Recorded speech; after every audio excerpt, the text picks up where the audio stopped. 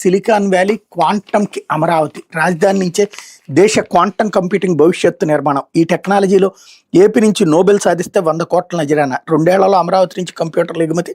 ముఖ్యమంత్రి చంద్రబాబు వెల్లడి. విద్యార్థులను ఉద్దేశించి ఆన్లైన్లో ప్రసంగం. వైసర్ క్యూబీటెక్ సంస్థలతో కలిసి 54,000 మందికి శిక్షణ ఇస్తున్న ప్రభుత్వం. రాష్ట్ర నుంచి క్వాంటం టెక్నాలజీలో నోబెల్ బహుమతి సాధించిన వాళ్ళకి 100 కోట్ల రూపాయల నజరానా అందిస్తామని సీఎం చంద్రబాబు ప్రకటించారు. అమరావతిని ప్రపంచంలోని 5 అగ్రశ్రేణి క్వాంటం హబ్బుల్లో ఒకటిగా తీర్చిదిద్దామన్నారు. భారతదేశంలో ఈ టెక్నాలజీలో విప్లవానికి ఏపీ నాయకత్వం ఇస్తుందన్నారు. 180 రోజుల్లో అమరావతిలో క్వాంటం కంప్యూటర్ ఏర్పాటు చేస్తామని, 2 ఏళ్లలో అమరావతిలోనే కంప్యూటర్లు ఉత్పత్తి చేసి విదేశాలకు ఎగుమతి చేస్తామని పేర్కొన్నారు.